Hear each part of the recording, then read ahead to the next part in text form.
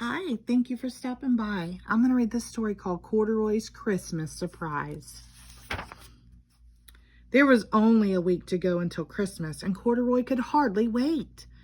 This was one of the best times of the year. Corduroy loved the smell of his Christmas tree. He loved taking the ornaments and lights out of the closet. He loved stringing popcorn and berries and trimming the tree. And that was only the beginning. Corduroy's list of fun things to do at Christmas time went on and on and on. This year, Corduroy thought to himself, Christmas was going to be even more fun than usual. His best friends Mouse, Rabbit, Dolly, and Puppy were coming over to spend Christmas Day at Corduroy's house. And he had little gifts for his guests, so he pulled out the wrapping paper, tape, and ribbons. Wrapping presents always got Corduroy into the holiday spirit. That reminded Corduroy that he hadn't written his letter to Santa. What did he want for Christmas? Well, thought Corduroy, it would be fun to have ice skates this winter. He could use a new warm sweater. Oh, he had always wanted a train set. And a new ball would be nice too. Corduroy wrote his letter in his neatest, best printing. Just then the doorbell rang. Ding dong! Corduroy put down his letter and went to the door, and there were Mouse, Rabbit, and Puppy standing in front of his house. And they were singing, "We wish you a Merry Christmas and a Happy New Year." When the carolers had finished, Puppy said, "Corduroy, grab your coat and come with us. We'll go caroling at Dolly's house next." So Corduroy did just that.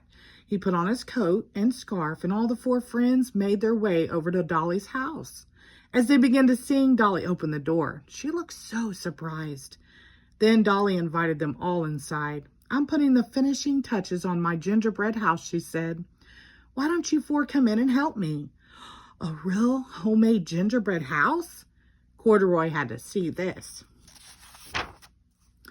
And what a gingerbread house it was. It had lots of windows, a fancy front door, and a chimney. Corduroy could hardly believe his eyes. "This is one of the best things about Christmas," said Dolly. "Don't forget Christmas trees," said Corduroy. "And Christmas carols," said Rabbit. "And Christmas candy," said Puppy, as he gobbled some candy. "And Christmas presents," said Mouse. Everybody laughed. Then they started talking about what each of them wanted for Christmas. Dolly said she had wished for a pair of ice skates. Puppy said he always wanted a train set. Rabbit said he could use a new sweater. And Mouse said a brand new ball would be fun. Corduroy didn't say anything. How could he tell them that he had written to Santa to ask for all of those things? Back at home, Corduroy found his letter to Santa right where he had left it. He decided to make a few changes. What if there weren't enough presents to go around? What if Corduroy got what he wanted, but his friends didn't? So Corduroy pulled out a new piece of paper and wrote another letter to Santa. This is what it said.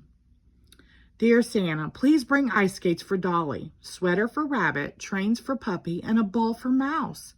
I really don't need anything this year. Thank you, Corduroy." Corduroy put the letter in an envelope in his neatest, best printing. He addressed it to Santa Claus at the North Pole. He stuck on a stamp and sealed the letter shut.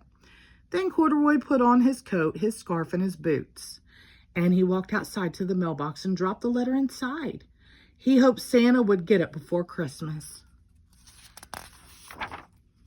A few days later, it was Christmas Eve. The very next morning, Corduroy's friends would be coming over to celebrate with him. Corduroy was getting ready by baking Christmas cookies. He hoped he made enough. Before Corduroy knew it, it was time for bed. But first, he had two important things to do. He hung his stocking on the mantle, and he left milk and cookies on the table for you-know-who. Maybe Santa wouldn't be bringing anything for him, Corduroy thought, but he was so happy that his friends would get exactly what they wanted.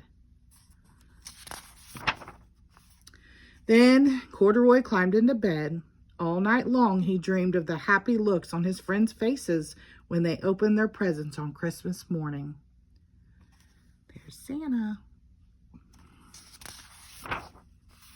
The next morning, Corduroy sat up in bed and rubbed his eyes. It was Christmas Day.